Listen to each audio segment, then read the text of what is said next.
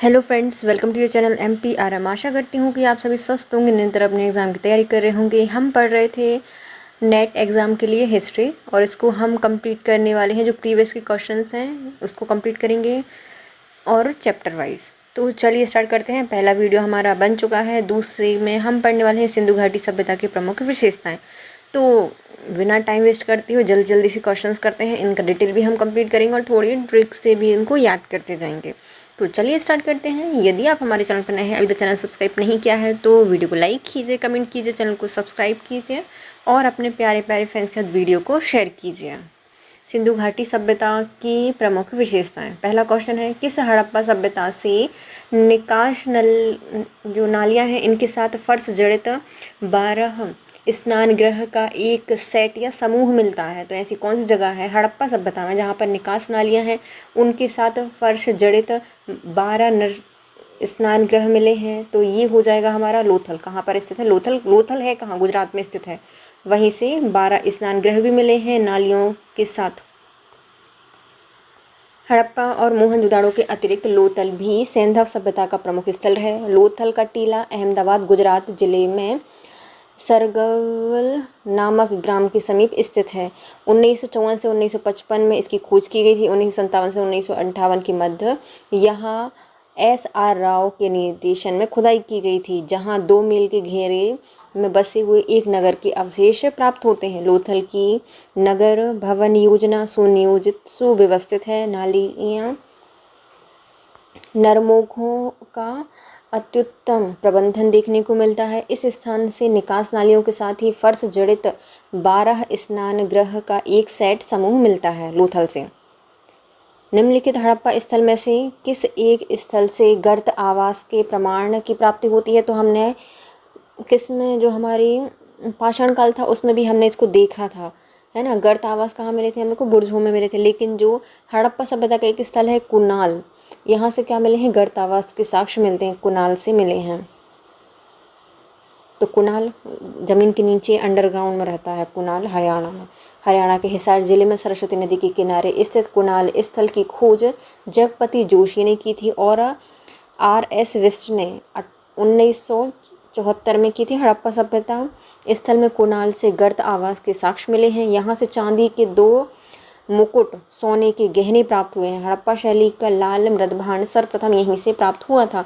तो देखो, जो कुनाल नाम का लड़का है वो हरियाणा में ज़मीन के नीचे घर बना के रहता है ना, और बड़े जोश से रहता है और एकदम विष्ट है, मतलब हष्ट पुष्ट है। तो नाम आ जाएगा जगपति जोशी और RS विष्ट, हरियाणा से संबंधित है। कुनाल स्थल हड़प्पा सभ्यता का एक गर्त आवास का साक्ष्य है। वहाँ से क्या मिले हैं? चांदी के 2 मुकुट हैं, इसलिए तो ज़मीन के अंदर रहता है, तो चांदी के 2 मुकुट मिले हैं। सोने के गहने भी यहाँ पर मिले हैं। और जो लाल मृदभांड है उसके सबसे पहले साक्ष्य यहीं मिले थे, इसलिए इसने ज़मीन के नीचे उसको गड़ा के रखा है। लाल मृदभांड सबसे पहले कहाँ मिले हैं? हिसार में मिले हैं, सरस्वती नदी के तट पर, कुनाल स्थल पर। नेक्स्ट है, निम्नलिखित स्थल में से किस एक से उत्तरवर्ती हड़प्पा सभ्यता काल मालवा और जारवे संस्कृति के साक्ष्य मिलते हैं? मतलब ऐसा स्थल है हड़प्पा सभ्यता का जहाँ से उत्तरवर्ती हड़प्पा सभ्यता का काल मिलेगा, मालवा का मिलेगा, जारवे संस्कृति का मिलेगा। तो वो होता है दैमाबाद। मतलब उसका दम भी घट गया होगा, है दम निकल गया। अरे हड़प्पा मालवा जारवे संस्कृति तीनों यहाँ के आके बस गई, थोड़ी सी जगह कैसे बसेंगी? तो दैमाबाद में ये स्थल स्थित है। दैमाबाद जारवे ताम्रपाषाणिक संस्कृति का सबसे बड़ा स्थल है, जो लगभग 20 हेक्टेयर क्षेत्र में फैला हुआ है। 1976 से 1979 के बीच में SA शाली ने दैमाबाद का उत्खनन कराया था। दैमाबाद से कई सांस्कृतिक स्तर के मृदभांड पाए गए हैं, जो आते हैं शावल्दा मृदभांड, हड़प्पा मृदभांड, दैमाबाद मृदभांड और मालवा मृदभांड और जारवे मृदभांड। दैमाबाद के चारों ओर पत्थरों की किलेबंदी भी की गई थी। तो मतलब दैमाबाद का एक ऐसा स्थल है जहाँ पर किलेबंदी भी की गई है। क्यों की गई है किलेबंदी? क्योंकि यहाँ पर उनके यहाँ रिश्तेदार आए हैं, मेहमान आए हैं। कौन कौन से? जारवे संस्कृति से आए हैं, मालवा संस्कृति से आए हैं, दैमाबाद के तो हैं। उत्तर हड़प्पा के लोग भी यहाँ पर आए हैं और सब सवाल पूछ रहे हैं। तो सवालदा मृदभांड भी कहाँ से मिले हैं? दैमाबाद से मिले हैं। और इसका खोज किसने की थी? तो दैमाबाद, मतलब इतनी सारी संस्कृति तो संभालना पड़ेगा ना, शालीनता से संभालना पड़ेगा। तो SA शाली के द्वारा इसका उत्खनन किया गया था। निम्नलिखित हड़प्पन स्थल में से कौन सा स्थल प्रारंभिक हड़प्पा चरण से संबंधित नहीं है? के राखीगढ़ी, धौलावीरा, कुणाल और हुलास में से कौन सा प्रारंभिक से संबंधित नहीं है? तो हुलास का संबंध नहीं है ना। राखीगढ़ी है, धौलावीरा है, कुणाल है, लेकिन हुलास का संबंध प्रारंभिक हड़प्पा चरण से संबंधित नहीं है। उत्तर प्रदेश के सहारनपुर जिले में स्थित हुलास उत्तर हड़प्पाकालीन स्थल है, जहाँ से प्रारंभिक हड़प्पा चरण के अवशेष नहीं मिलते हैं। यहाँ से सैंधव लिपि युक्त एक टप्पा प्रकाश में आया है। गेहूं की कृषि की प्रथम साक्ष्य यहाँ से मिलते हैं। राखीगढ़ी, धौलावीरा, कुणाल के प्रारंभिक हड़प्पा चरण के साक्ष्य मिलते हैं, जबकि जो सहारनपुर में स्थित है ना हुल्लास, यहाँ से हड़प्पा सभ्यता के प्रारंभिक साक्ष्य नहीं मिले हैं, बाद के मिले हैं, सैंधव संस्कृति के। सिंधु घाटी के निम्नलिखित में से किस स्थल की खोज राखलदास बनर्जी ने की थी? तो बहुत फेमस है, मोहनजोदाड़ो की खोज की गई थी राखलदास बनर्जी के द्वारा। मोहनजोदाड़ो की खोज राखलदास बनर्जी के द्वारा 1922 में की गई थी। यह एक प्रसिद्ध इतिहासकार हैं। इनका जन्म मुर्शिदाबाद में हुआ था। हड़प्पा पुरा स्थल की खोज दयाराम साहनी के द्वारा 1921 में की गई थी, जॉन मार्शल के निर्देशन में। हड़प्पा और मोहनजोदाड़ो दोनों स्थल पाकिस्तान में स्थित हैं। तो भैया मोहन क्या करता है? राख मलता है पूरे में, तो मोहनजोदाड़ो, मोहन राख से जोड़ता है पूरा ब्रिज। बनर्जी, राखलदास बनर्जी मोहनजोदाड़ो से संबंधित हैं। रंगपुर की खुदाई में मिली सामग्री में सम्मिलित है। तो जो रंगपुर है कहाँ पर? गुजरात में स्थित है।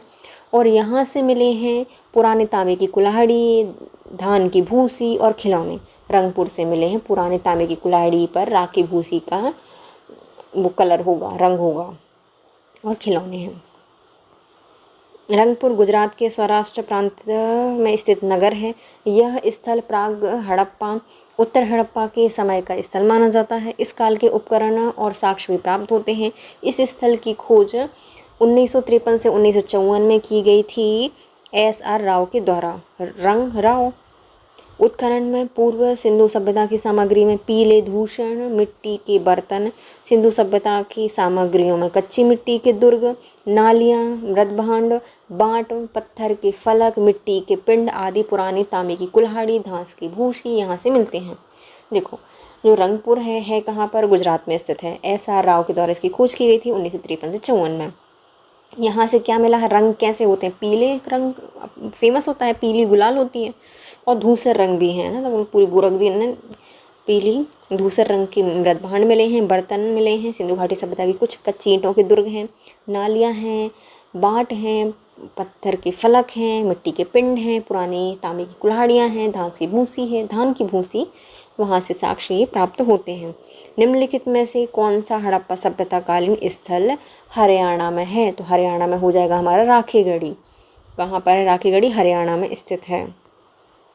हड़प्पा सभ्यता का पुरातन स्थल राखीगढ़ी हरियाणा में स्थित है। यह स्थल की खोज प्रोफेसर सूरज भान के द्वारा की गई थी और रफ़ीक मुगल के द्वारा। यहाँ से सिंधु पूर्व सभ्यता के अवशेष भी प्राप्त होते हैं। भारत में हड़प्पा सभ्यता के विशालतम नगरों में राखीगढ़ी आती है। तो राखीगढ़ी कहाँ पर है? हरियाणा में स्थित है। हरी हरी राखी, राखी में देखो क्या लगा होता है, ऐसे ऐसे जिग जिग जिग जिग जिग जिग जिग जिग सूरज बना होता है ऐसा, तो सूर्यभान के द्वारा, और सब फीके लगते हैं राखी बांधने के बाद। सूरज यदि राखी पर बना है तो सब क्या हो जाते हैं? फीके हो जाते हैं। रफ़ीक मुगल और सूरजभान के द्वारा इसकी खोज की गई है। निम्नलिखित में से किस हड़प्पा बस्ती में डॉकयार्ड का प्रथम प्रमाण मिला है? तो ये तो फेमस है, लोथल गुजरात में स्थित है। लोथल गुजरात के सारंगवल गांव के पास साबरमती नदी और उसकी सहायक नदी भोगवा नदी के बीच खंबात की खाड़ी में स्थित है। इसकी खोज 1954-55 में की गई थी, वो SR राव के द्वारा। यहाँ से राव तुम्हारे रंगपुर में भी खोज की थी राव के द्वारा। बहुचर्चित बंदरगाह डॉकयार्ड है, गोदीवाड़ा यहाँ से मिला है, जो इस स्थल के पूर्वी सिरे पर स्थित है। यह विश्व का प्राचीनतम ज्ञात गोदीवाड़ा है। लोथल का सबसे महत्वपूर्ण उपलब्धि है पक्की ईंटों का बना हुआ विशाल आकार का एक घेरा, जिसे राव महोदय के द्वारा जहाज़ों की गोदी या फिर डॉकयार्ड कहा गया है। 114 मतलब 214 बाय 36 मीटर का ये पूरा घेरा है। IVC निम्नलिखित में से किस स्थल से पुरातत्व संबंधी निष्कर्षों से पता चला है कि कुशल मानक शिल्पकार द्वारा 7002 BCE तक दंत चिकित्सा का अभ्यास किया गया है। तो ये कहाँ पर किया गया है? मेहरगढ़ में। सबसे पहले फसल उगाई थी ना मेहरगढ़ में, हमें कृषि के साक्ष्य मिले थे। उसके बाद पता चला कि जो उत्तर प्रदेश है वहाँ से सबसे पहले मिले थे। जब इन कहाँ से मिले तो पता चल गया इन खाए होंगे दांतों से, तो बस तुरंत ही दांत खराब हो गए, दंत चिकित्सा की जरूरत हो गई। तो दंत चिकित्सा का अभ्यास कहाँ पर किया गया है? मेहरगढ़ में। IVC में निम्नलिखित में से किस स्थल से पुरातात्विक संबंधी निष्कर्ष से पता चला है कि कुशल मानक शिल्पकार द्वारा 7002 BCE में दंत चिकित्सा का अभ्यास किया गया था मेहरगढ़ में। वर्तमान समय के बलूचिस्तान प्रांत के मेहरगढ़ जिले में पुरातत्ववेत्ताओं ने पाया है कि हड़प्पा काल की सिंधु घाटी सभ्यता के लोगों को चिकित्सा और दंत चिकित्सा का ज्ञान था।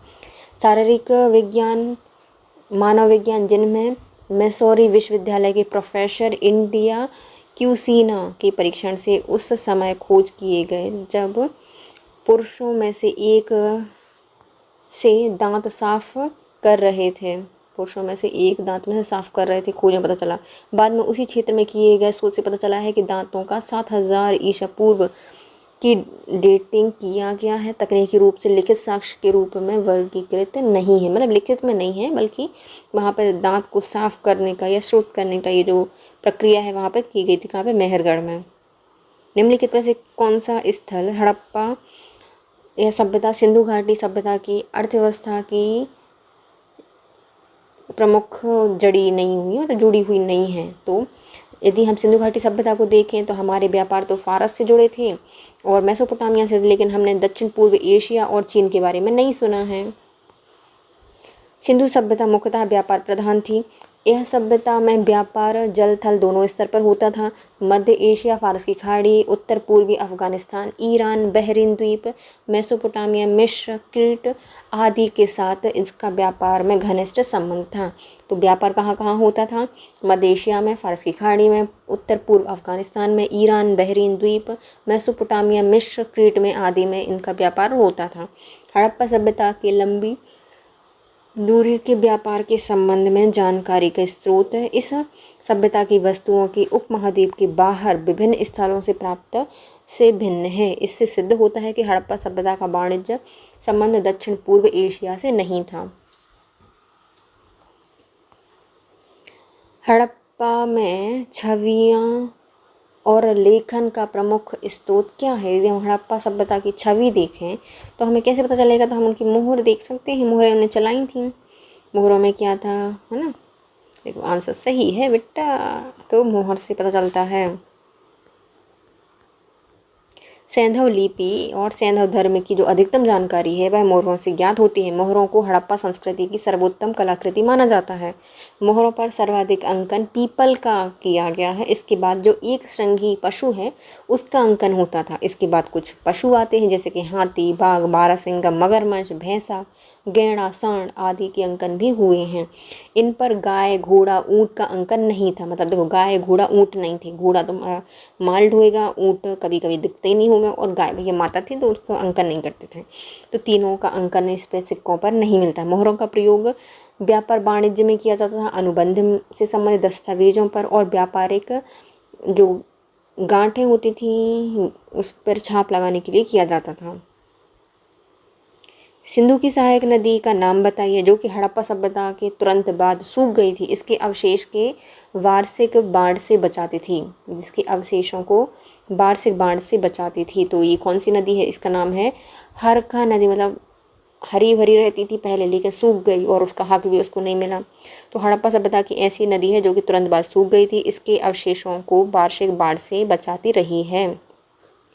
इसका नाम है हरखा। यदि ये नहीं होती तो सब बह जाता। सबका हक बांध के रखिए हरखा नदी। ऋग्वेद के साक्ष्यों के आधार पर कुछ विद्वान सरस्वती नदी के इर्द गिर्द भी हरखा नदी का प्रवेश मानते हैं, लेकिन सरस्वती नदी की पहचान बहुत से पुरातत्ववेत्ताओं ने घाघरा और हरखा नदी से की है। उस समय जब आर्यों का फैलाव भारत भूमि पर होना शुरू हुआ तो वे नदी सूख चुकी थी। जैसे आर्य आए और नदी भैया भाग गई कि हम सूख जा रहे हैं, हमें नहीं देना तुम्हें पानी। इस क्षेत्र का रफ़ीक मुगल ने अध्ययन किया है, जहां उन्होंने घाघरा जो घग्गर और हरखा की ड्राई वेड पर चित्रित दूषण काल की वस्तुओं के संकेत मिले हैं। इस प्रकार चोलिस्तान मरुस्थल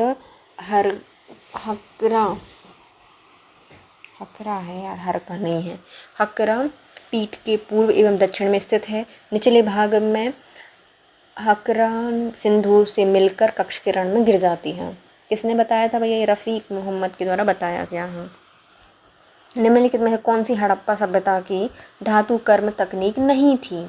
तो हड़प्पा सभ्यता के लोग कोल्ड हमरिंग करते थे, 2 टुकड़े पत्थरों के सांचे बनाते थे और उथली ढुलाई करते थे, लेकिन हाइड्रोमेटलिज्म इनके द्वारा नहीं किया जाता। इंग्लिश का वर्ड है, कैसे करेंगे बेचारे हड़प्पा की सभ्यता के लोग।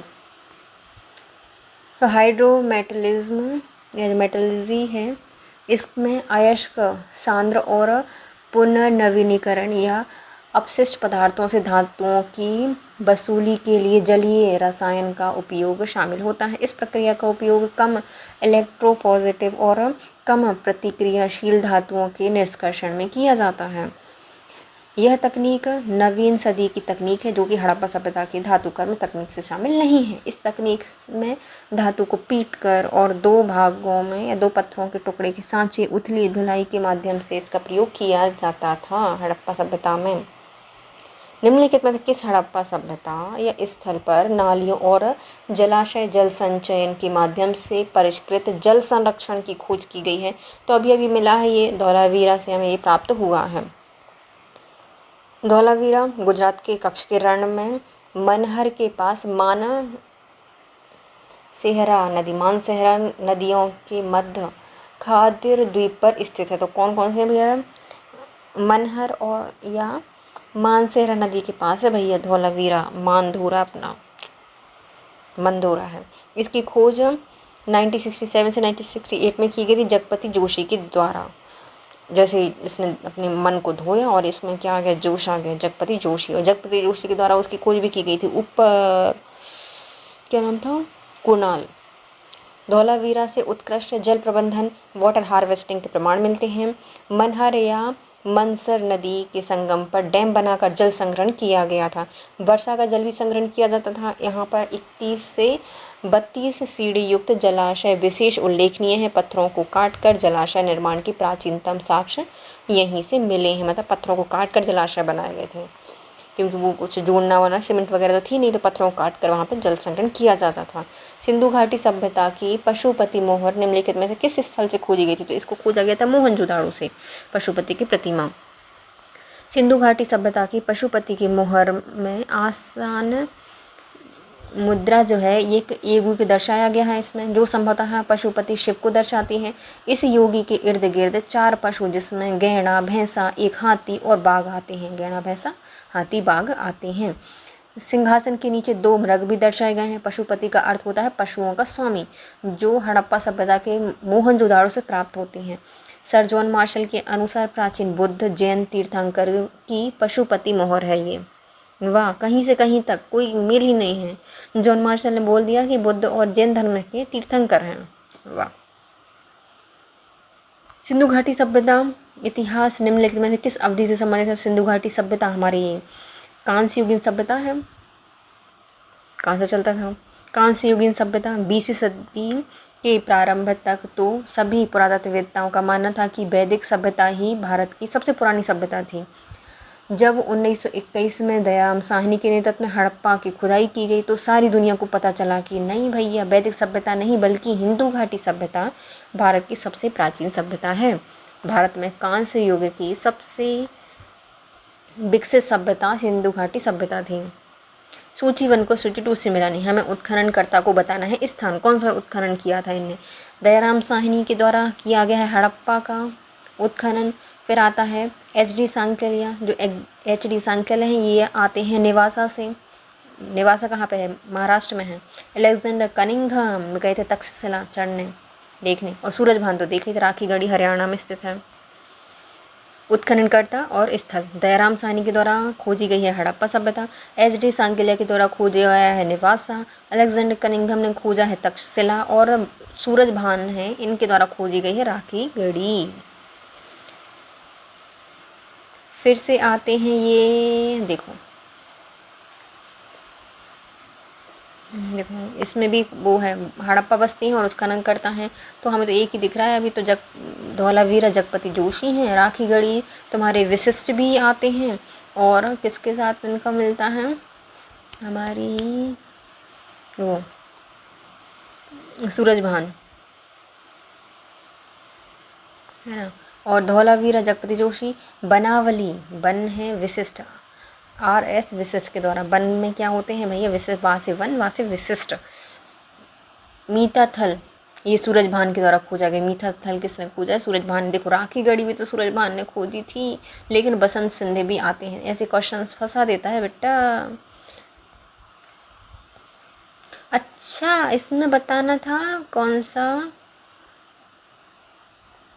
सही नहीं है, बताना था। देखो बनावली कौन से हो गए हमारे, आर विशिष्ट हो गए। धौलावीरा जोशी साहब जगपति जोशी हैं। मिताथल सूरजभान के द्वारा खोजा गया है, और राखीगढ़ी भी सूरजभान ने खोजी थी, और राखीगढ़ी में वसंत सिंधे का नाम भी आता है। अधोलिखित कुछ कलाकृतियां हैं, निम्नलिखित में कौन सी मोहनजोदाड़ो से प्राप्त नहीं हुई हैं। कौन सी कलाकृति, पशुपति की मोहर मिली है। बैठी हुई पुरुष मूर्ति या पुरोहित को बताया गया है, जिसकी दाढ़ी वाड़ी बनी थी, बुने हुए कुछ शॉल वगैरह ओढ़ा था। कांस्य नृत्य की भी ये मिलती है, लेकिन बलुआ पत्थर का पुरुष धड़ यहाँ से नहीं मिलता। मोहनजोदाड़ो सिंध के लरकाना जिले में सिंधु नदी के तट के दाएं तट पर स्थित है। इसकी खोज 1922 में राखालदास बनर्जी ने की थी। यह सिंधु सभ्यता का सबसे विशाल और सबसे समृद्ध नगर है, सबसे महत्वपूर्ण केंद्र भी है। यहाँ की खुदाई से प्राप्त हुए अवशेष, जिसमें वेलनाकार मोहर है, प्रस्तर की योगी की मूर्ति है, मुद्राओं पर अंकित पशुपतिनाथ हैं जो कि शिव को अंकित करते हैं। इन्हीं अवशेषों में कांस्य नर्तकी की प्रतिमाएं प्राप्त होती है। उपरोक्त में बलुआ पत्थर के जो धड़ है, पुरुष धड़ है, वो मोहनजोदाड़ो से प्राप्त नहीं होता, बल्कि कहाँ से है, हड़प्पा सभ्यता से है। हड़प्पा सभ्यता से आता है कौन सा, धड़। तो बेचारा कोई हल ही नहीं था, आधा बचा धड़ था ही नहीं, तो पुरुष धड़ कहाँ से मिला है, सिर नहीं था, धड़ था, मतलब हल तो कोई तब भी नहीं मिला, सिर होता तो पता चल जाता किसकी मूर्ति है। हड़प्पा सभ्यता से मिला है ये बलुआ पत्थर का धड़। निम्नलिखित में से कौन सा कथन सिंधु सरस्वती सभ्यता के बारे में सही नहीं है। ओके, गेहूं जो इसकी प्रमुख खाद्यान्न से, तो ये सही हो जाएगा सिंधु और सभ्यता या सरस्वती सभ्यता के बारे में। गेहूं जो का प्रमुख खाद्यान्न था। गाय बैल पाले जाते थे, सही है क्योंकि मोहरों में बैल का चिन्ह है। इनका व्यापार मेसोपोटामिया चीन रोम से होता था। चीन रोम से नहीं था भैया, रोम और मेसोपोटामिया से था, तो ये वाला गलत हो जाएगा। मनकों का निर्माण एक विकसित उद्योग था, तो ये सब मन की बहुत हर जगह मिले हैं, मन की बनाने का कारखाना उद्योग था इनका। सिंधु घाटी सभ्यता या सिंधु सरस्वती सभ्यता का विकास सिंधु नदी के किनारे फली फूली, इसके अधिकांश स्थल हकरा घग्गर नदी में पाए गए हैं, जिससे इस सभ्यता में अधिक उपजाऊ और समृद्ध रही है। सभ्यता में गेहूं और जौ इसके प्रमुख खाद्यान्न थे। इसके अलावा यहाँ पर मटर, तिल, सरसों, बाजरा, ज्वार भी मिलती थी। क्या कहता है, मटर था, तिल था, सरसों थी, बाजरा था और ज्वार था। इसके जानवरों में भैंसा, बैल, गधा, गाय, बकरी, हाथी, कुत्ता आते हैं। मनका बनाना यहाँ का ये विकसित उद्योग था। इसमें सिंधु सभ्यता का व्यापार मेसोपोटामिया से तो था, लेकिन चीन और रोम से नहीं था। रोम हम गलती से बोल दिया था, है ना, तो मेसोपोटामिया से था, लेकिन चीन और रोम से नहीं था। सिंधु घाटी सभ्यता की शासन व्यवस्था कैसी थी, तो सिंधु घाटी जो सभ्यता के लोग थे वो ओलिगार्की थे। कौन से थे, ओलिगार्की के अंतर्गत आते हैं। धर्म वगैरह वो जानते ही नहीं थे, सैद्धांतिक संवाद होता ही नहीं था। तो सिंधु घाटी सभ्यता का शासन व्यवस्था थी वह कैसी थी, ओलिगार्की थी। ओलिगार्की का अर्थ होता है धनवान, अभिजात वर्ग और वर्णिक वर्ग। डॉक्टर RA शर्मा के अनुसार सिंधु सभ्यता के जो लोग हैं उन्होंने सबसे अधिक ध्यान वाणिज्य और व्यापार की ओर दिया था। मतलब जिसके पास ज़्यादा धन है वो वणिक हो जाएगा, जिसके पास नहीं है वो कम करेगा। हड़प्पा या सिंधु घाटी सभ्यता का शासन वणिक वर्ग या ओलिगार्की के हाथों में था। जिसके पास ज़्यादा पैसा वो शासन करेगा। हड़प्पा में कितने जो धान्य कोष्ठ हैं वो मिले हैं, हड़प्पा में मिले हैं 6। कितने मिले हैं, 6 मिले हैं धान्य कोष्ठ, जहाँ पर अनाज को संग्रहण करके रखा जाता था। हड़प्पा में 6 खानों की 2 पंक्तियाँ मिली हैं और कुल मिलाकर 12 कक्षों वाले अन्नागार के अवशेष प्राप्त होते हैं, जिसका कुल क्षेत्रफल था 2745 वर्ग मीटर से अधिक। अच्छा, ऑप्शन 6 ही था, इसलिए 6 सही आंसर। यदि 12 होता तो 12 में लगाते। राजस्थान के कालीबंगन और हरियाणा के बनावली के हड़प्पा पूर्व की अवस्था स्पष्ट कीजिए। तो हड़प्पा के पहले यहाँ पे बनावली में और कालीबंगा में कौन सी संस्कृति थी? तो ये थी भैया चालकोलिथिक, ताम्रपाषाणी संस्कृति थी, चालकोलिथिक थी। राजस्थान के कालीबंगा, हरियाणा के बनावली में हड़प्पा के पूर्व की अवस्था में चालकोलिथिक या ताम्रपाषाणी संस्कृति आती है। कथन और कारण बताने हैं। सिंधु नदी मैदानी इलाकों को सिंचाई युक्त फुलवारी और अत्यधिक आबादी से भरपूर होने के लिए हिमालय पर्वत कारण है। तो पहला सही हो जाएगा कि हिमालय नहीं होता तो सिंधु और नर्मदा घाटी के जो इलाके हैं वहाँ पर सिंचाई युक्त फुलवारी और जो आबादी वगैरह है भरपूर मात्रा में नहीं होती, तो पहला सही हो जाएगा। एशियन नोमैटिक्स के लिए सही कारण रहा है, तो ये गलत है, अलग ही दिख रहा है। तो देखो पहला आता है सिंधु नदी घाटी में सिंचाई युक्त फुलवारी और अत्यधिक आबादी से भरपूर होने के कारण है हिमालय प्रमुख कारण है, क्योंकि हिमालय न केवल बर्फीली ध्रुवीय हवाओं से बचाता है बल्कि इससे निकलने वाली सिंधु गंगा नदी से कृषि के विकास को भी बढ़ावा देता है। कृषि एवं अत्यधिक उत्पादन ने राज्य निर्माण, सभ्यता, संस्कृति के विकास में योगदान दिया। जबकि जो एशिया नोमैडिक्स है इसका संबंध भारतीय क्षेत्र से न होकर मध्य एशिया के शुष्क क्षेत्र से है। कांस्य युग में मानव ने तकनीकी संस्कृतता पाली है ना, तो ये सही है। तो कांस्य युग में क्या थी? मानव ने तकनीकी संकारिता पाली थी, सही है। सभी क्षेत्रों में समृद्ध होने में यही कारण रहा है, तो ये गलत है कि सभी क्षेत्रों में समृद्ध होने के लिए ये वाला कारण नहीं था। कांस्य युग में मानव तकनीक का काफ़ी विकास हो गया था, स्थायी जीवन की रूपरेखा विकसित हो चुकी थी। हड़प्पा सभ्यता एक कांस्य युगीन संस्कृति थी जो इसका प्रत्यक्ष प्रमाण है, परंतु प्रत्येक क्षेत्र में समृद्धि के लिए इस एकमात्र कारण को नहीं माना जा सकता, क्योंकि साहित्य लिपि का स्पष्ट विकास अभी तक नहीं हो पाया था। सही युग्म को चुनना है, तो हमें हड़प्पा से क्या मिला है? समाधान R37 मिला है, सही है। लोथल से गोदीवाड़ा मिला है, सही है। कालीबंगा से हमें मिली है जुते हुए खेत और मोहनजोदाड़ो से मिली है नर्तकी की मूर्ति, पहला ए सही हो जाएगा। देखो हड़प्पा सभ्यता से समाधान R37 मिला है, लोथल से गोदीवाड़ा मिला है, कालीबंगा से जुते हुए खेत मिले हैं, मोहनजोदाड़ो से नर्तकी की मूर्ति मिली है। नीचे दिए गए कौन सा एक हड़प्पा सभ्यता नहीं है? तो चंदहुंदड़ो है, कालीबंगा है, राखीगढ़ी है, अतरंजी खेड़ा नहीं है, ये पाषाण काल से संबंधित है। अतरंजी खेड़ा हड़प्पा स्थल नहीं है, यह स्थल उत्तर प्रदेश में एटा जिले में गंगा की सहायक नदी काली नदी के तट पर बसा हुआ है। अतरंजी खेड़ा काली नदी के तट पर है, कहाँ पर? गंगा की सहायक नदी है, ये उत्तर प्रदेश में। प्रागैतिहासिक स्थल है, इसकी खोज अलेक्जेंडर कनिंघम के द्वारा की गई थी। हड़प्पा निवासियों का किसके साथ समुद्री मार्ग से संपर्क था? तो मेसोपोटामिया, सिंपल। हड़प्पा निवासियों का समुद्र व्यापार मुख्यतः मेसोपोटामिया के साथ होता था। अरब सागर के तट पर स्थित लोथल नगर पश्चिम एशिया से व्यापार का प्रमुख बंदरगाह था। मेसोपोटामिया सिंधु सभ्यता के बीच व्यापार के अभिलेखीय साक्ष्य प्राप्त होते हैं। हड़प्पा से मेसोपोटामिया के खानेदार मन के मोहनजोदाड़ो से हरिताभ रंग के क्लोराइट प्रस्तर का टुकड़ा भी मिलता है। कहाँ से? मोहनजोदाड़ो से मिला है हरिताभ रंग का क्लोराइट का एक पत्थर मिलता है, मेसोपोटामिया का है। और जो खानेदार मन की वगैरह भी मिलते हैं, और लोथल से इसकी कुछ वो भी मिली हैं, क्या मुद्राएं भी मिली है ना मेसोपोटामिया की, और हड़प्पा से तो मिले ही हैं।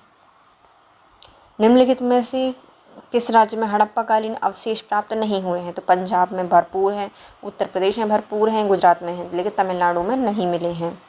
हड़प्पा सभ्यता भारत की एक प्रमुख सभ्यता रही है। इसका उद्गम भारत के पश्चिम उत्तर भाग में हुआ है। हड़प्पा सभ्यता का कोई भी स्थल दक्षिण भारत में नहीं पाया गया है, तमिलनाडु में तो स्पेशली नहीं था।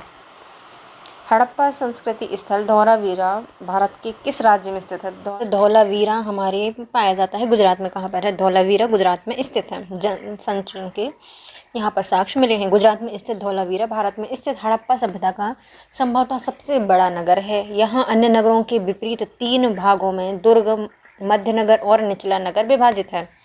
R.S. विस्ट के द्वारा 1990 से 91 में इसका उत्खनन किया गया था।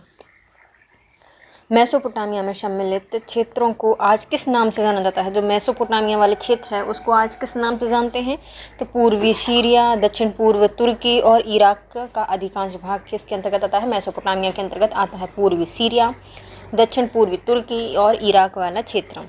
मेसोपोटामिया में सम्मिलित जो क्षेत्र हैं वर्तमान में पूर्वी सीरिया, दक्षिण पूर्वी तुर्की, इराक का अधिकांश भाग आते हैं। सिंधु घाटी सभ्यता की खोज किस वर्ष की गई थी? तो इसको खोजा गया था 1921 में दयाराम साहनी के द्वारा। हड़प्पा सभ्यता सबसे पहले खोजी गई थी। सिंधु घाटी सभ्यता स्थल हड़प्पा की खोज 1921 को दयाराम साहनी ने की थी। यहाँ से मनुष्यों के शरीर की बलुआ पत्थर की मूर्ति, अन्नागार, बैलगाड़ी के साक्ष्य भी प्राप्त होते हैं।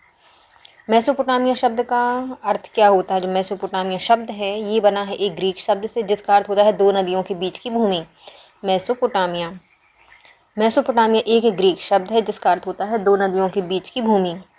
प्राचीन मेसोपोटामिया के लेखन शुरू हुआ था। तो मेसोपोटामिया में लेखन कब शुरू हुआ था? जब आरंभिक मानव बस्तियों से नगरों का उदय हुआ था। जो बस्तियां थी वहां से नगर का उदय हुआ तो वहां पर जो लिखने की लेखन शैली है उसकी शुरुआत हो गई थी। प्राचीन मेसोपोटामिया के लेखन की शुरुआत जब प्रारंभिक मानव बस्तियों से नगर का उदय हुआ था तब से हुई है। अंकन लिपि, क्यूनिफॉर्म लिपि, कीलाक्षर विश्व में लिखने की प्राचीनतम विधियों में से एक है। इस लिपि का प्रयोग सबसे पहले 30वीं सदी ईसा पूर्व में सुमेर सभ्यता में उभरा था। रोमन परिप्रेक्ष्य के निकट पूर्व का संदर्भ क्या है? तो रोमन परिप्रेक्ष्य में जो पूर्व का संदर्भ है वो बताता है भूमध्य सागर के पूर्व में स्थित क्षेत्र। भूमध्य सागर के पूर्व का क्षेत्र क्या कहलाता है? रोमन परिप्रेक्ष्य के निकट पूर्व का संदर्भ होता है भूमध्य सागर के पूर्व में स्थित क्षेत्र। सिंधु घाटी सभ्यता का उद्घाटन अभी तक नहीं हुआ है। तो निम्नलिखित कारण पर विचार कीजिए क्यों नहीं हुआ है? क्योंकि इनकी लिपि के बारे में कोई जानकारी नहीं है। तो पहला सही हो जाएगा। यहाँ के अभिलेखों की छोटी लंबाई है, ये भी सही है। द्विभाषा लेखों की अनुपस्थिति है, तो ये भी सही है कि हमें उनके लेख ही समझ में नहीं आ रहा, कोई भाषा है नहीं जो हमें समझ में आती हो।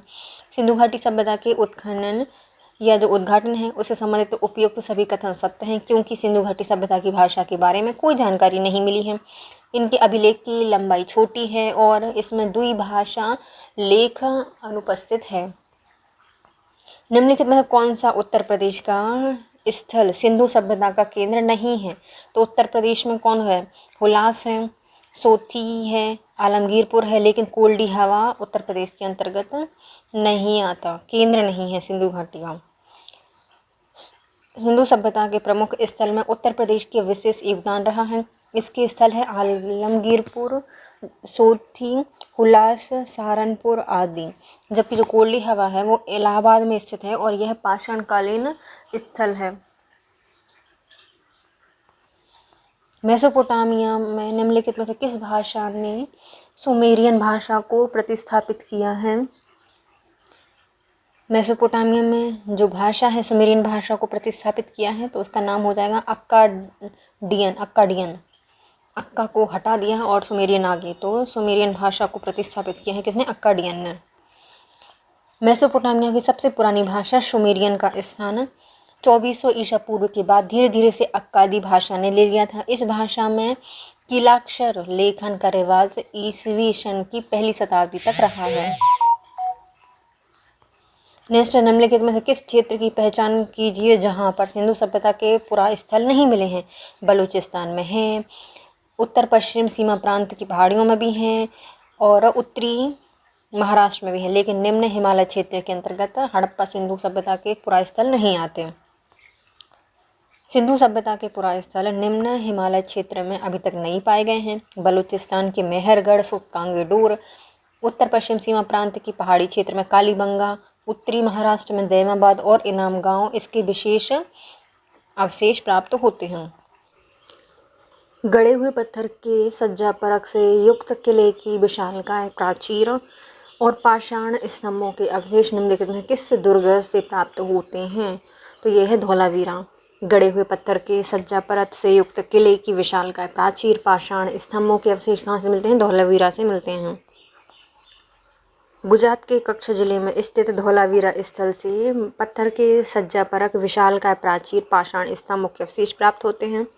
धौलावीरा 3 प्रमुख भागों में विभाजित था, जिसमें 2 आयताकार किलेबंदी थी, प्राचीरों द्वारा पूरी तरह से सुरक्षित थे। ऐसी जो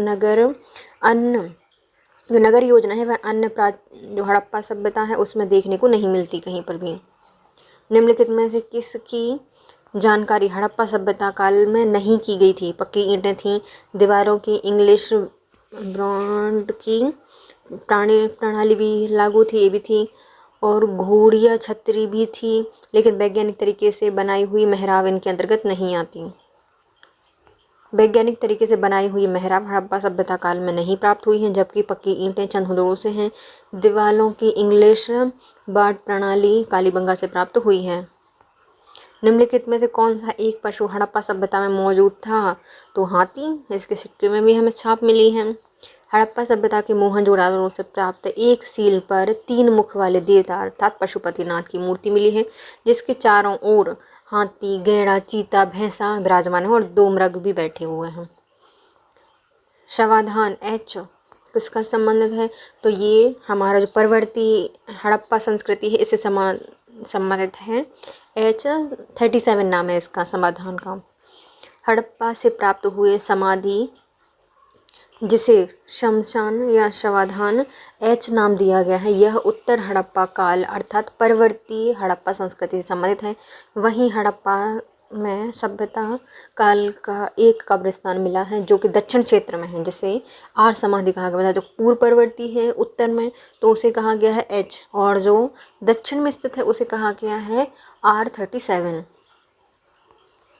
निम्नलिखित में से किस साइट को भारत की सबसे पुरानी कृषि बस्ती के रूप में जाना जाता है? तो ये हो जाएगा मेहरगढ़ को सबसे पुरानी कृषि बस्ती के रूप में जाना जाता है। मेहरगढ़ पाकिस्तान के बलूचिस्तान प्रांत के दर्रे के निकट स्थित है। यहाँ से भारत की सबसे पुरानी कृषि बस्ती के प्रमाण प्राप्त होते हैं। यह स्थान अस्थायी मानव आवास के रूप में प्रयुक्त है। दैमाबाद महाराष्ट्र, हुलास उत्तर प्रदेश, कालीबंगा राजस्थान, आलमगीरपुर मेरठ उत्तर प्रदेश भी हड़प्पा सभ्यता के प्रमुख स्थल हैं। निम्नलिखित हड़प्पा शहरों का उत्तर से दक्षिण की ओर सही भौगोलिक क्रम बताना है। उत्तर से दक्षिण लेके जाना है। ओके, तो पहले आ जाएगा कौन? हड़प्पा, उसके बाद कालीबंगा, फिर मोहनजोदाड़ो, फिर लोथल। उत्तर से दक्षिण में देखो, हड़प्पा सभ्यता के उत्तर से दक्षिण में सही क्रम क्या होंगे? हड़प्पा पंजाब के मोंटगोमरी में स्थित है। फिर आता है कालीबंगा राजस्थान में है। मोहनजोदाड़ो यह सिंध के लड़काना जिले में है। लोथल गुजरात में है और यह भौगोलिक संरचना के आधार पर ही सही जमाया है उत्तर से दक्षिण। कालीबंगा से प्राप्त चबूतरे निर्मित हैं। जो कालीबंगा में चबूतरे बने हुए हैं ये मिट्टी की ईंटों से बने हुए हैं। किसके? मिट्टी की ईंटों के बने हुए हैं। कालीबंगा से प्राप्त चबूतरे कच्ची मिट्टी की ईंटों से निर्मित हैं। कालीबंगा राजस्थान के गंगानगर जिला वर्तमान में हनुमानगढ़ जिले के प्राचीन सरस्वती के तट पर स्थित है। इसकी खोज अमलानंद घोष ने की थी। उत्खनन बीबी लाल बी के थापड़ के द्वारा किया गया है। तो कालीबंगा सरस्वती के तट पर स्थित है। खोज अमलानंद घोष ने, बीबी लाल बी के थापड़ ने इसका उत्खनन किया है। यहाँ से चूड़ी निर्माण के केंद्र, लकड़ी की नालियाँ, दुर्ग का द्विभागीकरण, पक्की सड़कें, जुता हुआ खेत आदि के साक्ष्य प्राप्त होते हैं। निम्नलिखित में से यहाँ से बलाथल का उत्खनन किया, मतलब किसने किया है? बलाथल, जो बलाथल जगह है उसका किया था VN मिश्र के द्वारा। तो बी से बलाथल, बी से VN मित्र या मिश्रा के द्वारा इसको किया गया है। वलाथल राजस्थान का उत्खनन 1993 में VN मिश्रा ने किया था। नवीनतम ज्ञात स्थल है। यहाँ से हड़प्पा संस्कृति के साथ ही मृत भांड पाए जाते हैं। यहाँ से परवर्ती हड़प्पा युगीन लोहे के औजार, लोहे गलाने की भट्टियाँ प्राप्त हुई हैं। वलाथल से कहाँ है? राजस्थान में है। हड़प्पा शवाधान व्यवस्था को सूची 1 से सूची 2 से मिलाइए। तो हमें ताबूत समाधान मिला है। कहाँ से? हड़प्पा सभ्यता से मिला है ताबूत समाधान। ताबूत में रख के गड़ाते थे। फिर आते हैं विस्तृत समाधान बहुत बड़ा सा विस्तृत है, तो ये है सनौली में। कहाँ पर है? सनौली में है। पूरी सहेलियाँ 9 बैठ गई, तो विस्तृत समाधान है सनौली में। संयुक्त समाधान ये मिला है हमें लोथल से। संयुक्त समाधान कहाँ से मिला है? लोथल से मिला है। और कलश समाधान मोहनजोदाड़ो से मिला है। ताबूत समाधान के साक्ष्य हड़प्पा से मिलते हैं। विस्तृत समाधान के साक्ष्य सनौली से मिलते हैं। संयुक्त समाधान के साक्ष्य लोथल से और कलश समाधान के साक्ष्य मोहनजोदाड़ो से प्राप्त हुए हैं। प्रसिद्ध सिंधु नदी की निम्नलिखित में से कौन सी सहायक नदी है जो कि अफगानिस्तान में अवस्थित है? तो अफगानिस्तान जो है वहाँ पर हमें मिल जाती है कुंभा, कुरमू, ये तो हैं ही, और हरिरुद्र जो है, हरिरुद्र ये भी कहाँ पर है? अफगानिस्तान में है। लेकिन वित्तिस्ता ही ब्यास वाली है, नहीं है। झेलम है, वित्तिस्ता मतलब झेलम। पाकिस्तान में बहती हुई सिंधु नदी एशिया की सबसे लंबी नदियों में से एक है। यह पाकिस्तान, भारत, जबकि जम्मू कश्मीर, चीन, तिब्बत के मध्य से बहती है। यह पाकिस्तान की सबसे लंबी और राष्ट्रीय नदी है। सिंधु की 5 उप नदियाँ हैं जो पाकिस्तान और भारत के बीच में विभाजित होती हैं। विशिष्टा जिसे झेलम कहा जाता है, अस्कनी चेनाब कहा जाता है, पारुष्णी रावी कहलाती है, व्यास को कहा जाता है बिपाशा, और सतुद्री को कहा जाता है सतलज। अफगानिस्तान में कुछ नदियां प्रवाहित होती हैं जो कि किसकी हैं? सिंधु की सहायक नदी हैं, जिसमें आती है कुंभा, कुरमू और हरिरुद्र। मन के बनाने की कार्यशाला निम्नलिखित में से किस हड़प्पा स्थल में पाई गई? मन का तो हर कहीं बन रहा है, इसलिए क्वेश्चन गलत कर दिया गया है, लेकिन बनावली और जो लोथल है उसको सही माना है इनने। प्रमुख हड़प्पा स्थल लोथल, बनावली और चंदहुदड़ो से मन के बनाने की कार्यशाला प्राप्त हुई है, जबकि आमरी को ऐसा पहला स्थल माना गया है जहाँ से सबसे पहले प्राग हड़प्पा कालीन अवशेष मिले हैं, आमरी से। और रंगपुर में मुख्यतः धान की भूसी प्राप्त हुई है। आमरी सबसे पहला प्राग हड़प्पा कालीन अवशेष प्राप्त होते हैं। बनावली, लोथल और चंदहुदड़ो से मन के बनाने के कारखाने मिले हैं। उपलब्ध प्रमाणों के आधार पर हड़प्पा सभ्यता ने मानव जाति की 2 स्थायी उपहार प्रदान किए हैं। मानव जाति को 2 दिए हैं, वो कौन कौन से? गेहूं और कपास। हड़प्पा सभ्यता में जौ, गेहूं, धान, कपास, सरसों, लाही, तिल, मटर, बाजरा प्रमुख कृषि उत्पादक रहे हैं जो परवर्ती संस्कृति में आए हैं। गेहूं की 2 प्रजातियां हैं, टिटिकम और कम्पेक्ट्स। हाँ है रे। इस संदर्भ में मुख्यतः कपास का वर्णन रुचिकर है। सूत और इसके विभिन्न उत्पादों की हड़प्पा सभ्यता प्रथम प्रयोक्ता रही है। यहीं से इसके प्रयोग का प्रसार पार्श्ववर्ती और उत्तरवर्ती संस्कृतियों में हुआ है। भारतीय उपमहाद्वीप के किस भाग में हड़प्पा संस्कृति का उदय हुआ? तो किस महाद्वीप में हड़प्पा संस्कृति का उदय हुआ है? तो ये है उत्तर पश्चिमी हड़प्पा संस्कृति में। हड़प्पा या सिंधु संस्कृति का उदय भारतीय उपमहाद्वीप के पश्चिम उत्तर भागों में ताम्रपाषाणिक पृष्ठभूमि पर हुआ है। सिंधु सभ्यता या सैंधव सभ्यता नगरीय सभ्यता है।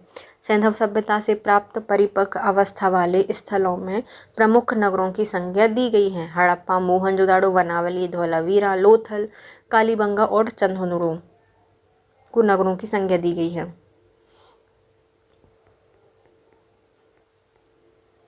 सिंधु घाटी के निवासियों को किस धातु का ज्ञान नहीं था? तो जो सिंधु घाटी की सभ्यता के लोग हैं किस धातु को नहीं जानते थे? तो लोहे को नहीं जानते थे, सोना, चांदी और तांबे को जानते थे। रेडियो कार्बन C14 जैसी नवीन विश्लेषण पद्धति के द्वारा सिंधु सभ्यता की सर्वमान्य तिथि 2350 ईसा पूर्व से 1750 ईसा पूर्व मानी जाती है। इस सभ्यता की खोज राय बहादुर दयाराम साहनी ने की है। इस सभ्यता को आग ऐतिहासिक या कांस्य युग में रखा जाता है। इस सभ्यता के लोग लोहे को नहीं जानते थे, ज्ञान नहीं था। सिंधु सभ्यता के लोगों के लिए डील वाला बैल क्या था? डील वाला बैल ये एक पवित्र पशु था। डील करके लाते थे। डील वाला बैल क्या था? पवित्र पशु था। सैंधव के धर्म ज्ञान के अनुसार मुख्य रूप से मुद्राओं, छोटी छोटी सी मूर्तियाँ और पाषाण प्रतिमा आदि के प्रमाण से यह निर्भर करता है कि सिंधु सभ्यता में पशु पूजा प्रचलित थी, जिसमें गैंडा, बैल, चीता, भैंसा, कुबड़दार बैल आदि प्रमुख हैं, जिसमें कुबड़दार बैल की पवित्र पशु के रूप में उपासना की जाती थी।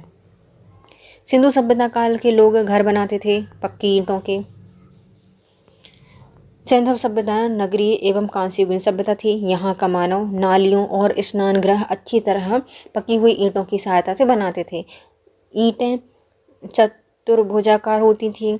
भवन 3 प्रकार के होते थे। निवास गृह भवन मतलब विशाल गृह भी होते थे और सार्वजनिक स्नानगार होते थे। हड़प्पा सभ्यता के किस स्थल में युग समाधान है वो मिला है? तो युग में हमने भी देखा था, लोथल में मिला है और कालीबंगा से ही प्राप्त होता है, तो ये और दोनों सही हो जाएंगे। लोथल से 3 युगल समाधियाँ प्राप्त हुई हैं, कालीबंगा से 2 युगल समाधियाँ प्राप्त हुई हैं। लोथल से बंदरगाह मिला है, फारस की मुद्रा मिली है, घोड़े की लघु मृण मूर्ति प्राप्त होती है, जबकि कालीबंगा से हवन कुंड, अग्नि कुंड, अलंकृत ईंटें, हल का निशान, जुते हुए खेत के साक्ष्य और कुछ युगल समाधि भी मिली हैं। निम्नलिखित में से सर्वप्रथम किसने यह विचार व्यक्त किया था कि आर्यों ने भारत में पश्चिमोत्तर से प्रवेश किया और हड़प्पा संस्कृति को नष्ट किया? किसने कहा था? ये व्हीलर के द्वारा कहा गया था। व्हीलर के अनुसार द्वितीय सहस्त्राब्दी ईसा पूर्व के मध्य तक हड़प्पा सभ्यता विद्यमान थी, तथापि अपने उत्तर काल में यह क्रमिक पतन की ओर अग्रसर हो गई। लगभग 1500 ईसा पूर्व में इस सभ्यता का सहसा और आकस्मिक अंत किसी बाह्य आक्रमण का परिणाम थी। द्वितीय सहस्त्राब्दी ईसा पूर्व में पश्चिम एशिया में विभिन्न प्रजातियों का बड़े पैमाने पर इधर उधर संचरण हुआ। मोहनजोदाड़ो के ऊपरी धरातल से अस्त व्यस्त दिशा में प्राप्त मानव कंकालों के आधार पर यह निष्कर्ष निकाला गया कि हड़प्पा सभ्यता के अंतिम दौर में बाह्य आक्रमण हुआ था। अधिकांश कंकाल अस्त व्यस्त दिशा में बिना विधिवत अंतिम संस्कार किए घरों और सार्वजनिक मार्गों पर पड़े हुए मिले थे। अब आता है नगर नियोजन, हड़प्पा और मोहनजोदाड़ो। प्रागैतिहासिक मिस्र, मेसोपोटामिया और पश्चिम एशिया के बारे में हम ऐसा कुछ भी नहीं जानते हैं जिसकी तुलना मोहनजोदाड़ो के सुनिर्मित स्नानगार और नगरों के बड़े बड़े आवासों से की जा सके। यह कथन किसका है? तो ये कथन कहा गया था जॉन मार्शल के द्वारा। जॉन मार्शल ने कहा था कि प्रागैतिहासिक मिस्र, मेसोपोटामिया, जो पश्चिम एशिया के बारे में सब हम कुछ भी नहीं जानते, जिसकी तुलना हम मोहनजोदाड़ो में सुनिश्चित स्नानगार और बड़े बड़े आवासों से कर सकें। ये जॉन मार्शल ने कहा था।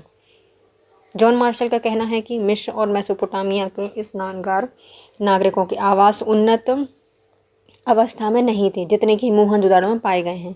जॉन मार्शल ने अपनी पुस्तक Mohenjodaro and the Indus civilization 1931 में सिंधव सभ्यता के बारे में ये लिखा था। इसका मत है कि मोहनजोदाड़ो बाढ़ के कारण 7 बार उजड़ा था। इसमें खुदाई में 7 स्तरों का पता चला है। मोहनजोदाड़ो का अर्थ है मृतकों का टीला। इसकी सर्वप्रथम पहचान 1922 में राखलदास बनर्जी ने की थी। 1922 से 1930 तक भारतीय पुरातत्व सर्वेक्षण विभाग के महानिदेशक जॉन मार्शल के निर्देशन में यह उत्खनन का कार्य हुआ। यहाँ से बृहद स्नानागार, सभा भवन, पुरोहित आवास, अन्नागार आदि मिले थे।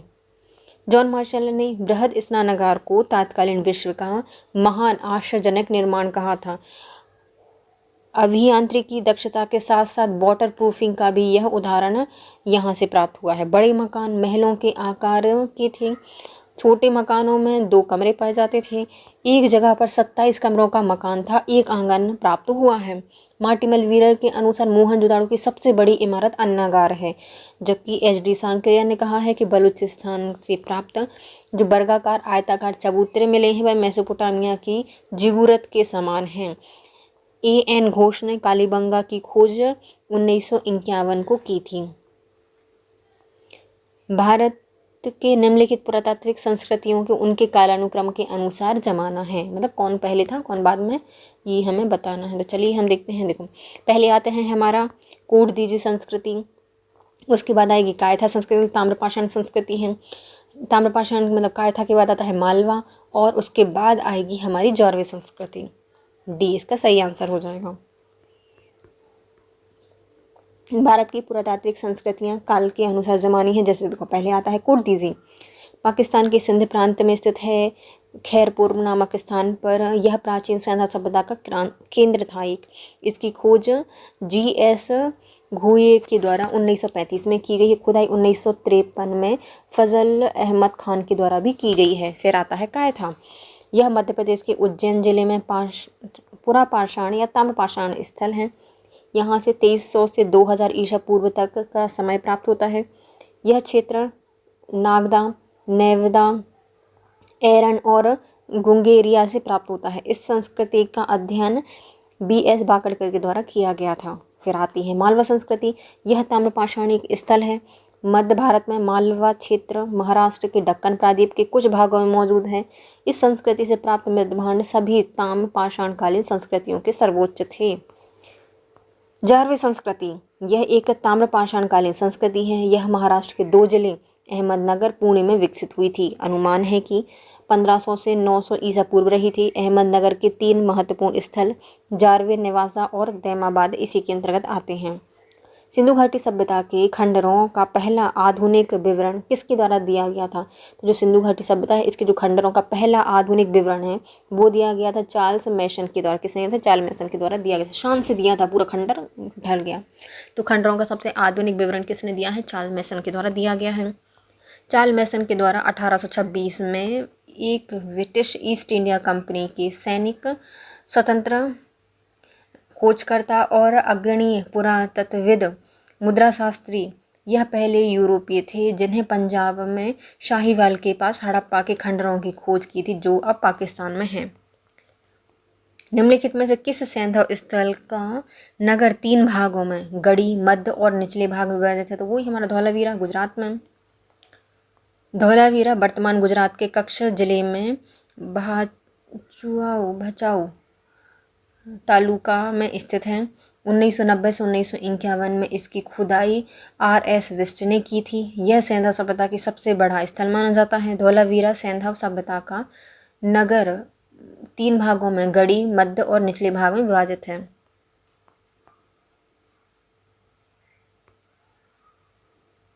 नीचे दिए गए कुछ कथन हैं, इसमें हमें सैंधव सभ्यता के संदर्भ में सत्य बताना है। सैंधव सभ्यता का योजना जो है वह ग्रिड विन्यास पर आधारित नहीं थी, तो गलत हो जाएगा थी।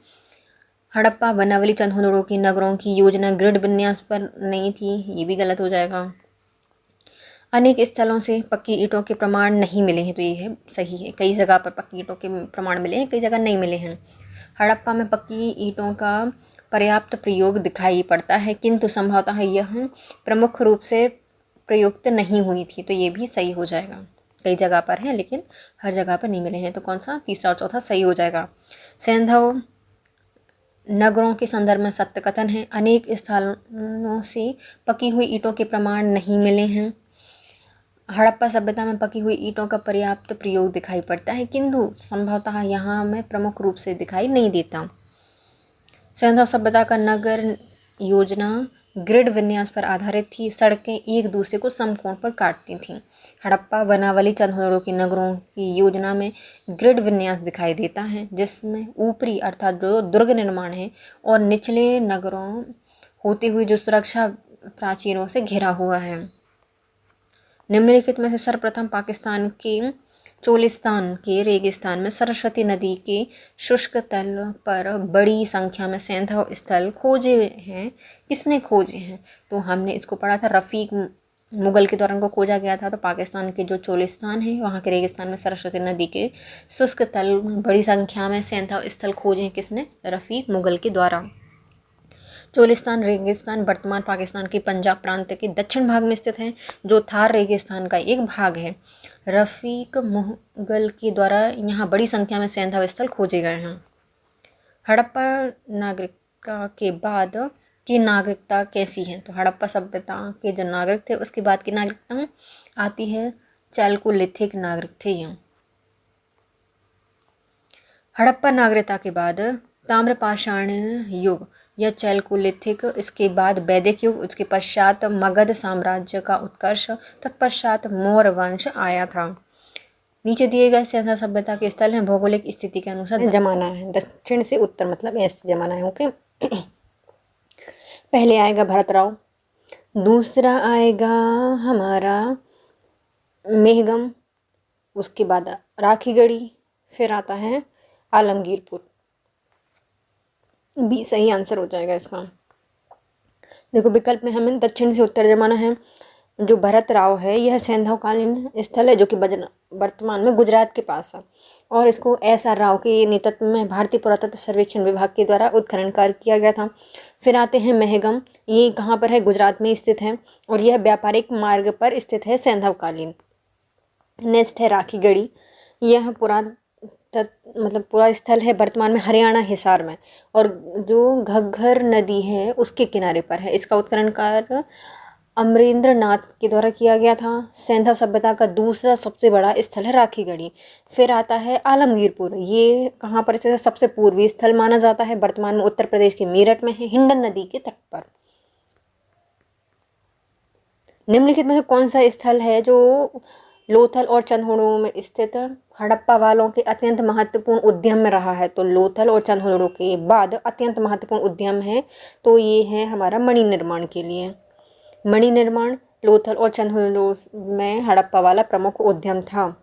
हड़प्पा वालों की आयात कर लेने वाली अत्यंत प्रमुख वस्तु क्या थी? तो आयात करने वाली, आयात क्या करते थे प्रमुख वस्तु में? तो धातु और जो कीमती नग होते थे उनको ये आयात करते थे।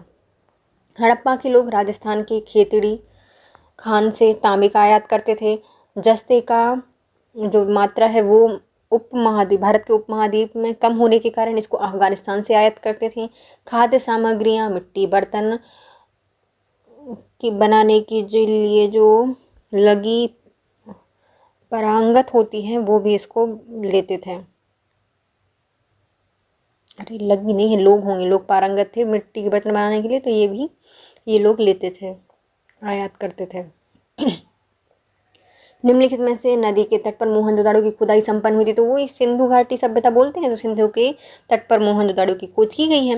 मोहनजोदाड़ो जो क्षेत्र है वह सिंध के लरकाना जिले में सिंधु नदी के दाएं तट पर स्थित है। इसकी खोज 1922 में राखालाल बनर्जी ने की थी।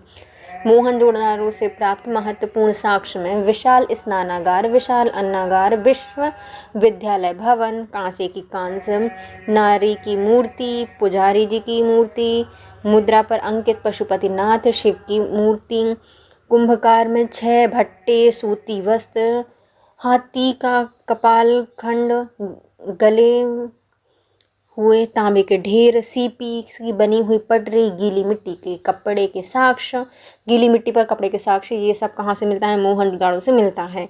तो इसमें मुख्यतः याद है विद्यालय भवन मिलेगा, अन्नागार, स्नानागार, नर्तकी की मूर्ति, पुजारी जी की मूर्ति, मुद्रा पर अंकित पशुपतिनाथ की मूर्ति, कुंभकार में 6 भट्टे, सूती के कपड़े, हाथी का कपाल खंड, गले हुए तांबे के ढेर, सीपी की बनी हुई पटली, गीली मिट्टी के कपड़े पर साक्ष्य।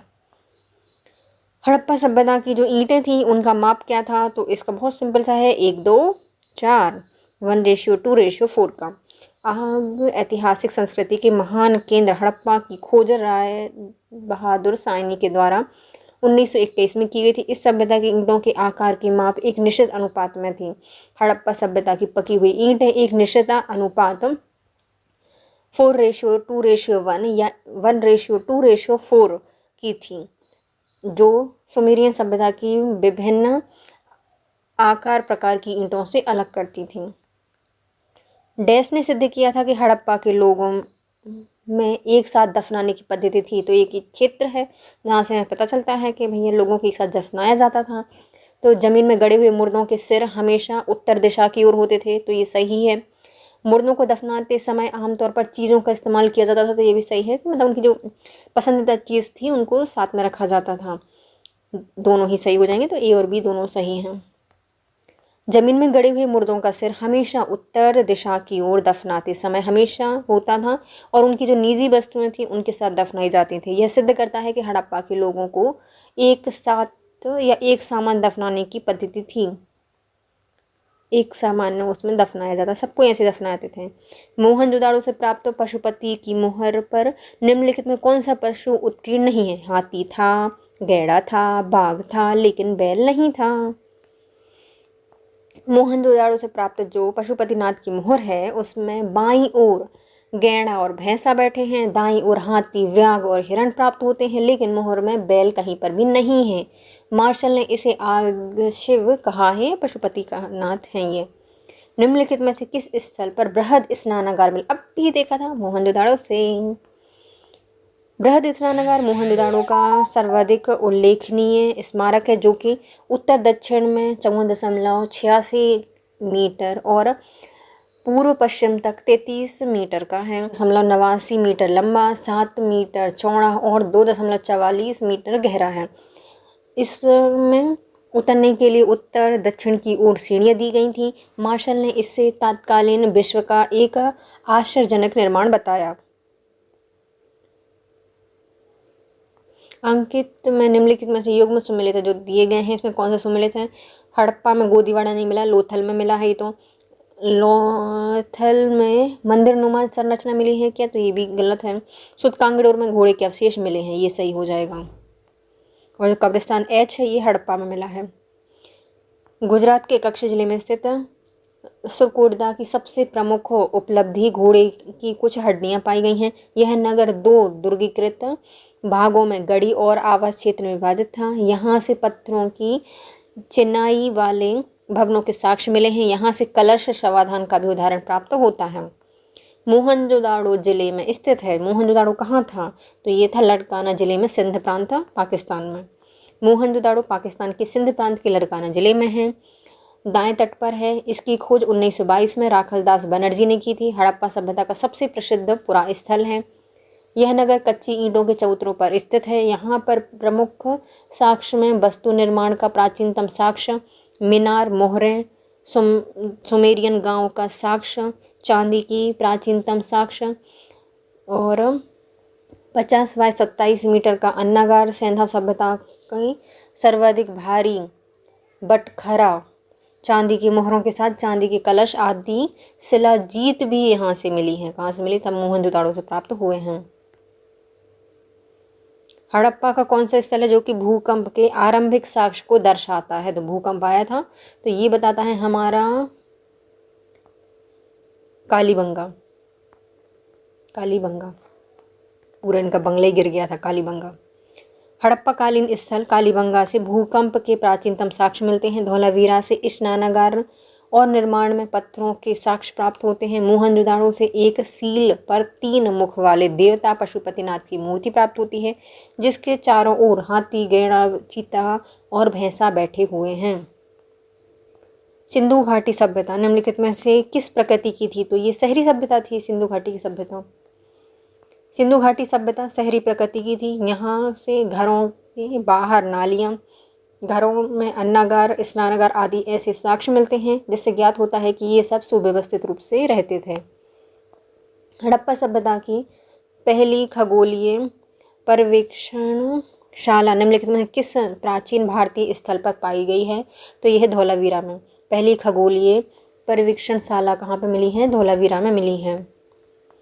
हड़प्पा सभ्यता की पहली खगोलीय पर्यवेक्षणशाला धौलावीरा नामक प्राचीन स्थल से प्राप्त होती है। धौलावीरा गुजरात के कच्छ जिले में स्थित है। इसकी खोज 1901 में R.S. विस्ट ने की थी। धौलावीरा वर्तमान में खोजे गए हड़प्पाकालीन विशालतम नगरों में से एक है। इसके 3 प्रमुख भागों में विभाजित किया गया था।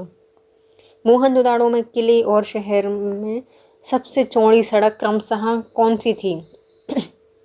तो ये थी 7 और 11 मीटर की सबसे चौड़ी सड़क होती थी। मोहनजोदाड़ो की प्रमुख विशेषता उसकी सड़क निर्माण कला है।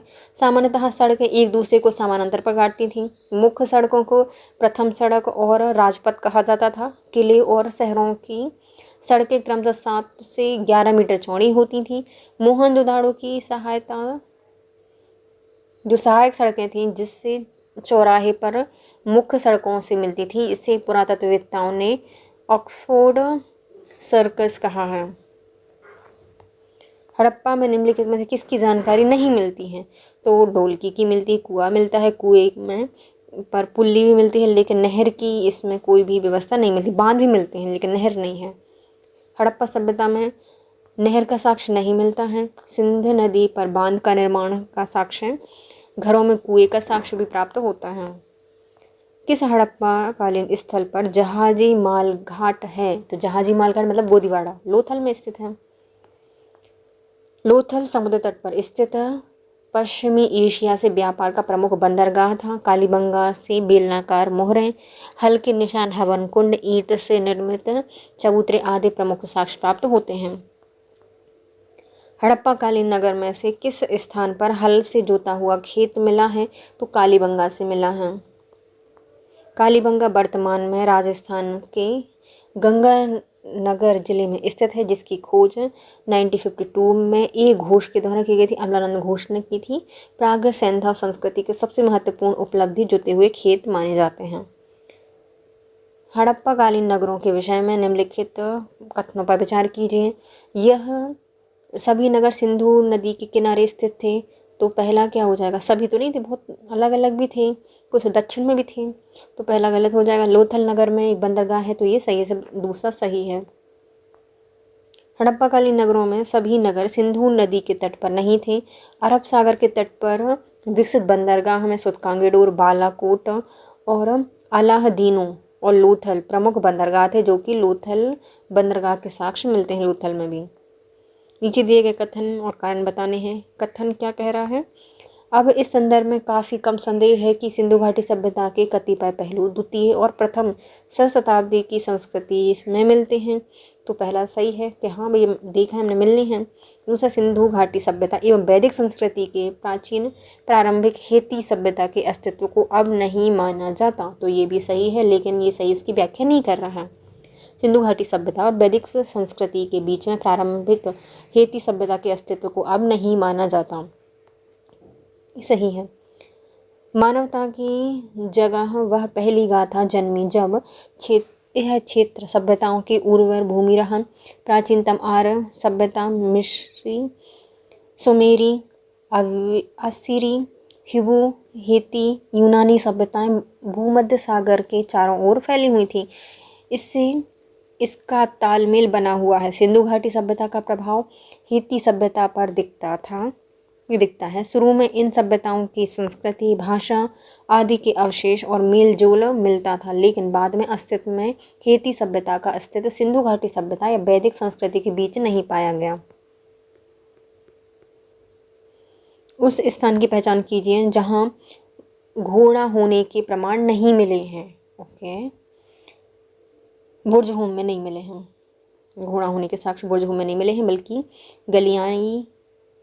गलियाई में मिले हैं, पिराक में मिले हैं और इनाम गांव में ही मिले हैं। बुर्जहुम का शाब्दिक अर्थ होता है भुर्ज वृक्ष का स्थान। बच्च या भोज वृक्ष के इस स्थल को डी टेरा पीटरसन ने 1935 में खोजा था। यहाँ से गड्ढा घर मालिकों के साथ कुत्ते दफनाने के साक्ष्य मिलते हैं। गड़ासा जो कि हार्वेस्टर का साक्ष्य बुर्जहुम से प्राप्त होता है। यहाँ से प्राप्त एक घोड़े पर सींग वाले देवता का चित्र है, जो कि कोटदीजी के प्राग हड़प्पा चरण में लोकप्रिय था। यहाँ से घोड़े का कोई भी साक्ष्य प्राप्त नहीं होता। कालीबंगा, जहाँ प्राग हड़प्पा संस्कृति के अनेक स्थल पाए गए हैं, निम्नलिखित में से कहाँ पर है? तो कालीबंगा राजस्थान में है। कालीबंगा राजस्थान के गंगानगर जिले में घग्घर नदी के तट पर स्थित है। सिंधु सभ्यता का यह महत्वपूर्ण स्थल है। 1961 में बीवी लाल और वी के थापड़ ने खुदाई करके सिंधु सभ्यता संस्कृति की तीसरी राजधानी बताया था। यहाँ जुते हुए खेत के साक्ष्य मिलते हैं। यहाँ से भूकंप के प्राचीनतम साक्ष्य मिलते हैं। इसके फलस्वरूप यहाँ की प्राग हड़प्पा सभ्यता का अंत 2700 से 2600 ईसा पूर्व हो गया था। बार बार आने वाली बाढ़ के कारण निम्नलिखित में से कौन सा हड़प्पा स्थलीय नगर नष्ट हो गया था? तो ये है मोहनजोदाड़ो। बार बार यहाँ पर बाढ़ आई और ये खत्म हो गया। 7 बार आई थी ना, 7 बार बसा था। मोहनजोदाड़ो का सिंधी भाषा में अर्थ होता है मृतकों का टीला। यह सिंध पाकिस्तान के लड़काना जिले में सिंध नदी के तट पर स्थित है। यह सिंधु घाटी सभ्यता का प्रमुख नगर है, जो विशालकाय टीलों से ढका हुआ है। सर्वप्रथम इसकी खोज राखलदास बनर्जी के द्वारा 1922 में की गई थी। बृहद स्नानागार मोहनजोदाड़ो का सर्वाधिक महत्वपूर्ण सार्वजनिक स्थल है। इसके केंद्रीय खुले प्रांगण के बीच जलकुंड जलाशय बना हुआ है। यहाँ से कांसे की एक विशालकाय नर्तकी की मूर्ति पाई गई है जो देवी मोम विधि से बनाई गई थी। द्रवीय मोम से, देवी ने द्रवीय मोम से बनाई गई थी कांस की प्रतिमा। यह नगर बार बार आने वाली बाढ़ के कारण नष्ट हो गया।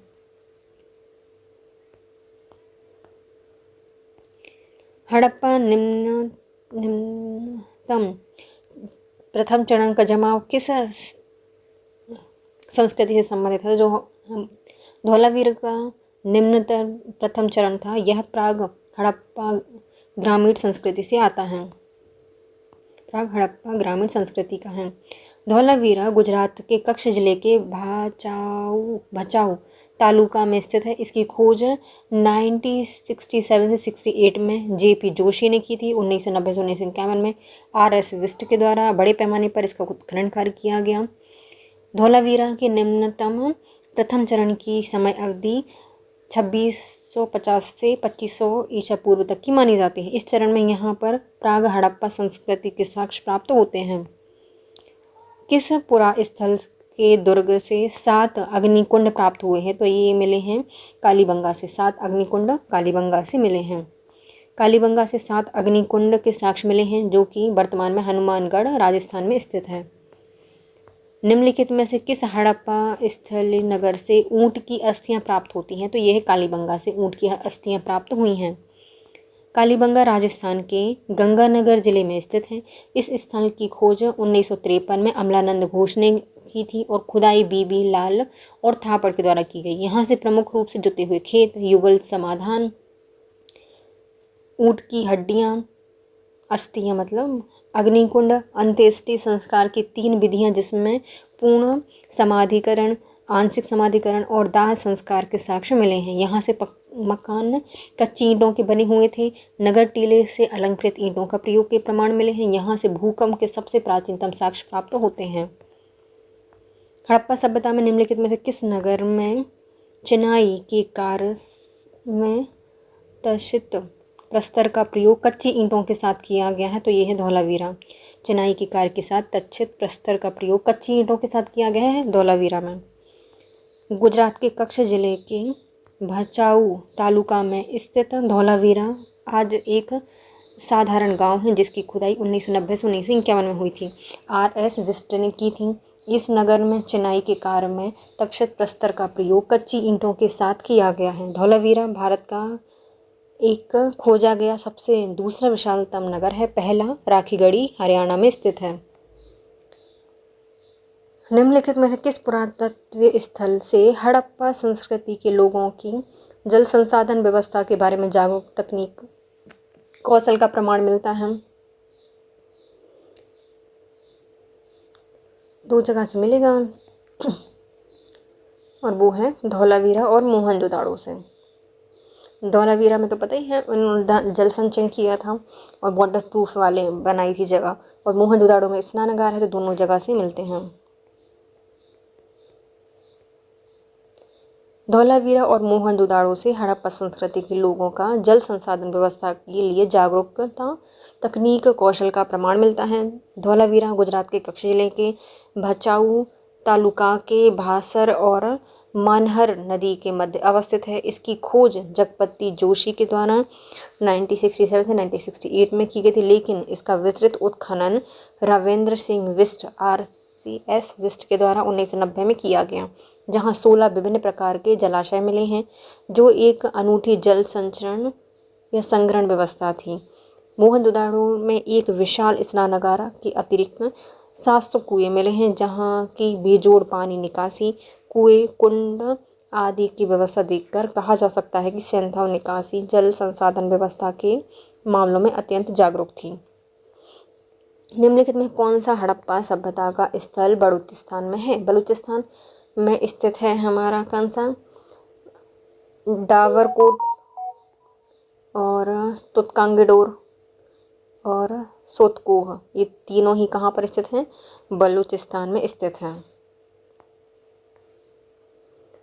डावरकोट, सुतकाकोह और सुतकांगेडोर भारत की प्रथम सभ्यता को सिंधु सभ्यता या हड़प्पा सभ्यता कहा गया है। अब तक सिंधु सभ्यता के अवशेष उत्तरी अफगानिस्तान, बलूचिस्तान, उत्तर पश्चिमी सीमा प्रांत, पश्चिमी पूर्व पंजाब, कश्मीर, सिंधु, राजस्थान, हरियाणा, गुजरात और महाराष्ट्र में मिले हैं। सिंधु सभ्यता के कुछ अवशेष बलूचिस्तान में मिले हैं, जिसमें डावरकोट, सुत्काकोह और सुत्कांगीडोर आता है। डावरकोट दक्षिणी बलूचिस्तान में स्थित है। इस स्थल की खोज आरेल स्टाइन के द्वारा 1928 में की गई थी। सुत्काकोह दक्षिणी बलूचिस्तान में सादीकोर नदी के तट पर स्थित है। सुत्काकोह कहाँ पर है? बलूचिस्तान के सादीकोर नदी के तट पर स्थित है। खोज कब की गई है? 1928 में की गई है। इस खोज ये स्थल है 1962 में जॉर्ज डेल्स ने इसकी खोज की थी। सुत्कांगीडोर दक्षिणी बलूचिस्तान में दशक नदी के तट पर स्थित है और इस नगर की खोज आरेल स्टाइन ने की थी। सुत्कांगीडोर बलूचिस्तान के दशक नदी के तट पर है और इसकी खोज किसने की? आरेल स्टाइन ने की है। सूचीबद्ध को सूची 2 से मिलाइए। पहले आता है मोहनजोदाड़ो में बड़ा अन्नागार मिला है, बड़ा स्नानागार मिला है।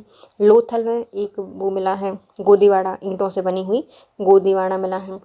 कालीबंगा में जुते हुए खेत मिले हैं और एक नगर दुर्ग मिला है और निचली बस्ती मिली है। सुत्कांगीडोर में नगर दुर्ग मिला है, किलेबंदी और नीची बस्ती भी मिली है। निम्नलिखित में से पुरातात्विक स्थल में से कहाँ पर जल भंडार का साक्ष्य मिला है? तो वो लोथल गोदीवाड़ा है। जल भंडार का साक्ष्य लोथल से प्राप्त होता है। लोथल हड़प्पा सभ्यता का प्रमुख स्थल है, जहाँ से बंदरगाह के नमूने प्राप्त होते हैं। लोथल खंबात की खाड़ी के नज़दीक भोगवा नदी के समीप है।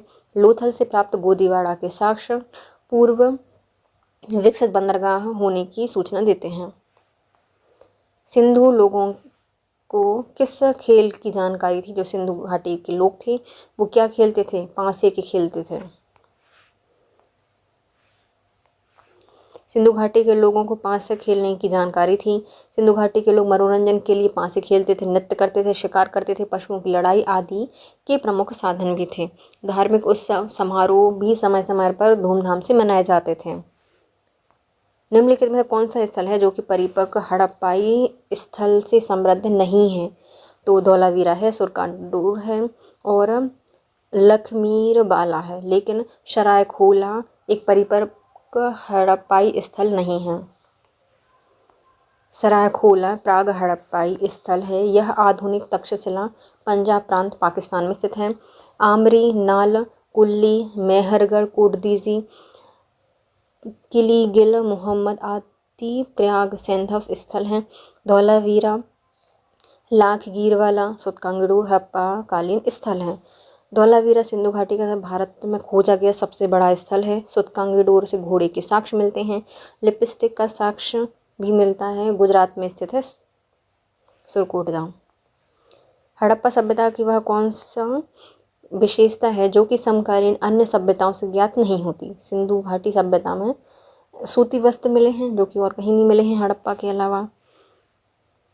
हड़प्पा सभ्यता की प्रमुख विशेषता वहाँ की सूती वस्त्र के उत्पादन की है, क्योंकि हड़प्पा वासियों ने सर्वप्रथम कपास का उत्पादन किया था, जो कि समकालीन अन्य सभ्यताओं से ज्ञात नहीं होता। बाद में अन्य सभ्यताओं के लोगों को कपास की जानकारी हुई। ध्यान है कि कालीबंगा में मिट्टी के बर्तन के एक टुकड़े पर सूती वस्त्र की छाप मिली है।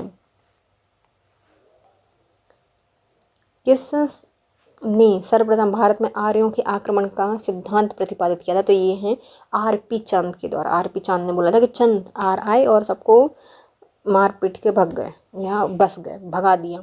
तो आर.पी. चंद के द्वारा सबसे पहले कहा गया था। फिर तो मैक्स मूलर वगैरह और भी लोग आए थे, व्हीलर आए थे, इन लोगों ने बोला।